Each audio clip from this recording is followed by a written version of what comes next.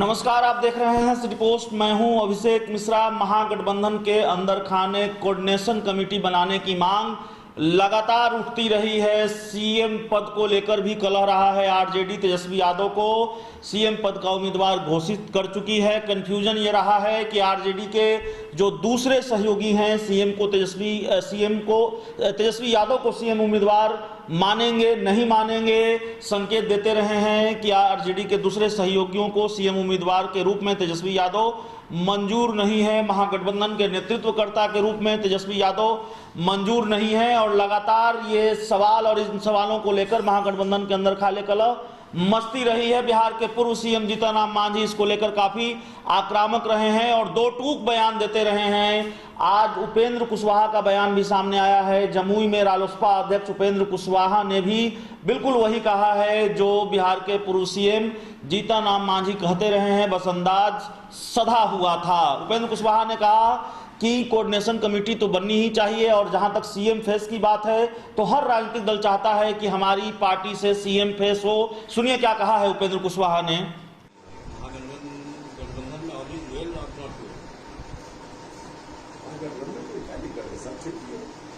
CM face को लेकर बार-बार सवाल इसलिए उठ रहा है कि अभी तक कोई डिसीजन नहीं हुआ।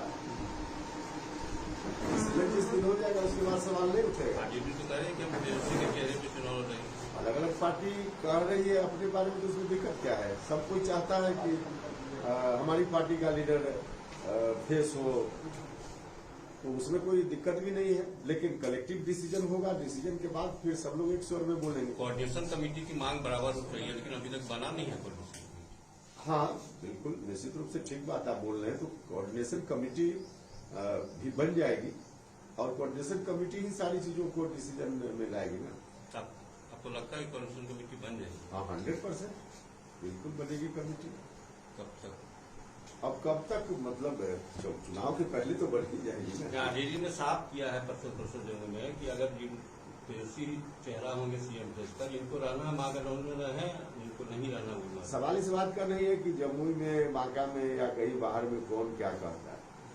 जिस समय वार्ता होगी, जिस टेबल पे सब पार्टी के लोग बैठेंगे बातचीत करने के लिए, उस वक्त विमर्श होगा और विमर्श के उपरांत फिर डिसीजन लिया जाए।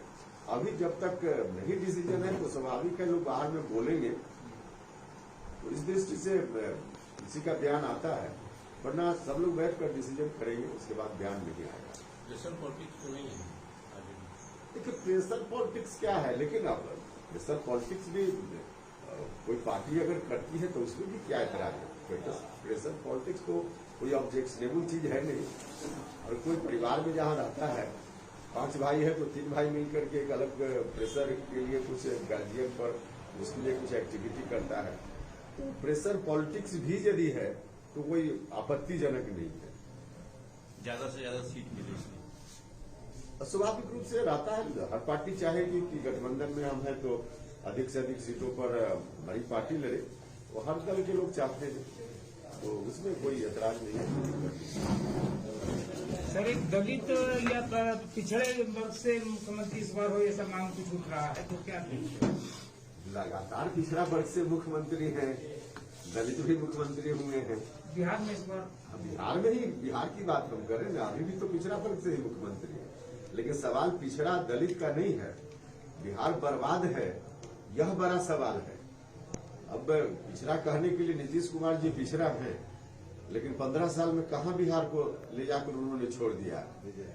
आज जो प्रवासी लोग हैं, मजदूरी करते हैं दूसरी जगह, आप उनका अगर सरकार सर्वे करा ले तो अधिकांश उसमें दलित और पिछड़े ही होंगे, जो पैदल चलकर हजारों किलोमीटर दूर से महिलाएं बच्चों, छोटे छोटे बच्चों को लेकर आई है और किस तरह से उनका जीवन संकट के दौर से गुजरा है, सब उसमें अधिकांश लोग दलित पिछड़े होंगे। तो मुख्यमंत्री कोई दलित पिछड़ा हो इसका अर्थ नहीं है। अर्थ यह है कि काम वह क्या करता है, रोजगार का, नौजवानों के सवालों का हल, शिक्षा का, स्वास्थ्य का, इन सवालों का हल आखिर कब निकलेगा। हम पिछड़ा, दलित और अपर कास्ट, बैकवर्ड यही करने में रहेंगे या फिर बिहार का विकास भी होगा, यह बड़ा सवाल है। महागठबंधन में सब कुछ ठीक ठाक चल रहा है। हाँ बिल्कुल ठीक ठाक चल रहा है। मांझी जी का झुकाव एनडीए की तरफ से ज्यादा देखा जा रहा है। हाँ, वो आपकी नजर में होगा, आपकी नजर में होगा, कोई झुकाव की बात नहीं है। अभी हमने इस सवाल का जवाब दे दिया कि जब तक गठबंधन में विमर्श करके चीजें तय अंतिम रूप से नहीं हो जाएगी तब तक इस तरह का बयान आते रहेगा, लेकिन जिस दिन तय हो जाएगा उसके बाद बयान नहीं आएगा। पप्पू यादव ने इधर 2 दिन पहले बयान दिया कि चिराग पासवान सीएम के चेहरा होंगे। अब उससे तो हम लोगों का कंसर्न नहीं है ना, इसलिए कि हम लोग तो गठबंधन अलग है हम लोगों का, बाकी गठबंधन से बाहर की कोई पार्टी क्या होती है उनका विषय है। आरजेडी को पर डोरा डाल रहे। हाँ, लेकिन अब गठबंधन में की बात नहीं है, अलग पार्टी है उनकी, इसलिए उनके बयान पर क्या प्रतिक्रिया। जमुई लोकसभा सीट पर अब चुनाव लड़े थे पिछली बार, 4 सीट विधानसभा का है, कितने पे दावेदारी होगी? अब दावेदारी जहाँ करनी होगी, इस तरह की दावेदारी मीडिया के माध्यम से नहीं की जाती है।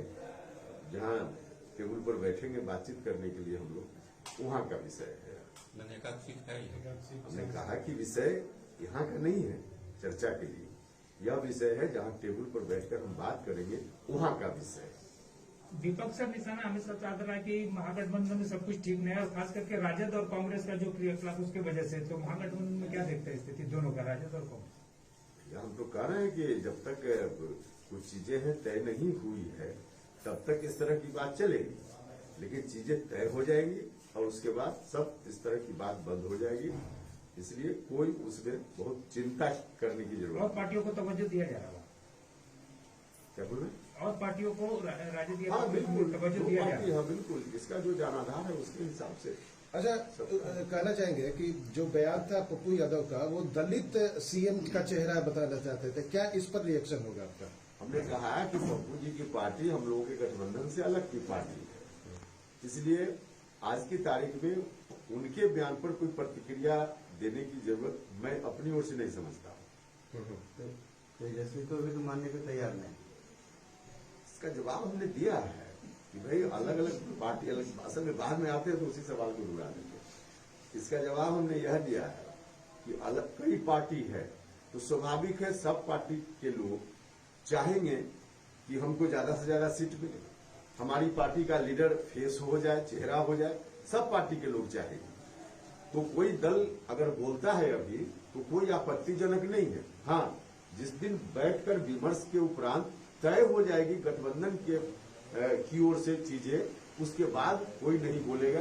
तब तक अगर कोई बोल रहा है तो कोई एतराज नहीं है। अच्छा, कोरोना काल में इलेक्शन होगा बिहार विधानसभा का, वैसी स्थिति में भाजपा अपने आप को अधिक टेक्नो मजबूत मानते हैं, स्ट्रेंथ मानती है, वैसे में आप लोगों के समक्ष चुनौती, इस चुनौती को लेते हैं कि आप लोग भी वर्चुअल मोड में आगे इलेक्शन की कैंपेनिंग करेंगे? टेक्नोलॉजी की मजबूती के आधार पर चुनाव जीता नहीं जाता है, जनता किसके साथ है उसके आधार पर चुनाव जीता जाता है।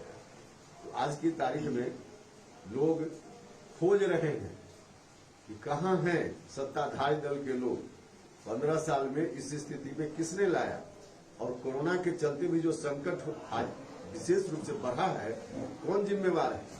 अगर लॉकडाउन करने से पहले थोड़ी स्ट्रेटजी ठीक से अपनाई गई होती तो देश के लोगों को और खासकर बिहार के गरीब लोगों को इस दुर्दशा का सामना नहीं करना पड़ता। इन लोगों ने शुरुआत में ही गलती की, जिसका नतीजा पूरा देश आज भुगत रहा है।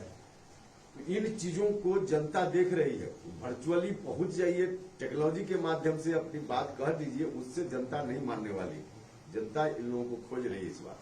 अच्छा, एक और सवाल होगा, चाइना को लेकर आपका क्या रिएक्शन होगा, क्योंकि अभी ये संकट आ चुकी है और हमारे जवान भी शहीद हुए, इस पर क्या रिएक्शन होगा, क्या होना चाहिए? देखिए, इस पर हम भारत की सरकार जो भी निर्णय ले, हम सब लोग भारत की सरकार के साथ हैं, क्योंकि जब देश का मामला है, पहले भी हमारा इतिहास रहा है कि देश के मामला के समय कोई विपक्ष और पक्ष की पार्टी नहीं होती है, पूरे देश को एक साथ, पहले भी पूरा देश खड़ा हुआ है और इस बार भी जो कुछ भी है चाइना के मामले में, तो भारत सरकार निर्णय ले, हम लोग उनके साथ हैं।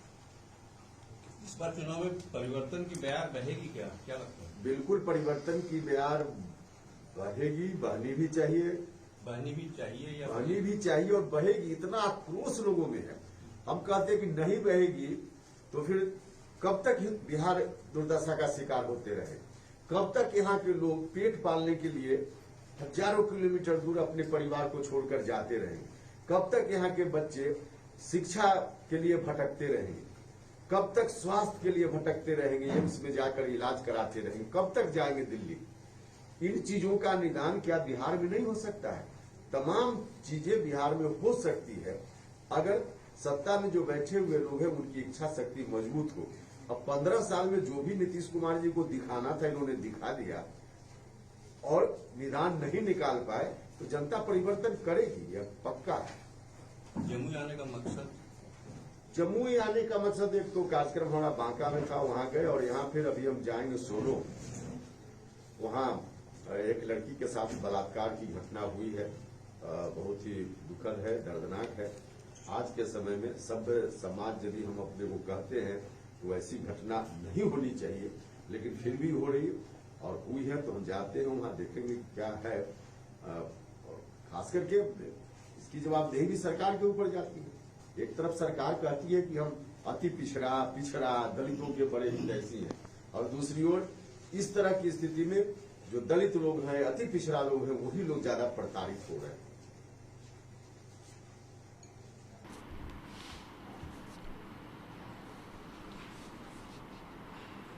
तो सीएम पद की उम्मीदवारी को लेकर कलह मची हुई है, कलह मचेगी, ऐसे संकेत लगातार मिल रहे हैं। कोऑर्डिनेशन कमेटी की मांग सिर्फ हिंदुस्तानी आवाम मोर्चा की नहीं है, कांग्रेस की भी है और अब रालोसपा की भी है। रालोसपा अध्यक्ष उपेंद्र कुशवाहा ने भी खुद क्लियर कर दिया है कि कोऑर्डिनेशन कमेटी बननी चाहिए और कोऑर्डिनेशन कमेटी ही फैसला लेगी। आरजेडी ने हिंदुस्तानी आवाम मोर्चा की मांग को नहीं माना, आरजेडी रालोसपा की मांग को मानेगी, आरजेडी कांग्रेस की मांग को मानेगी, यह देखना होगा। इस खबर में इतना ही। अगर आपको हमारी खबर अच्छी लगे इसे अपने दोस्तों के साथ शेयर करें, हमारे YouTube चैनल को सब्सक्राइब करें, बेल आइकन जरूर दबा दें ताकि हमारी खबरें सबसे पहले आप तक पहुंचे।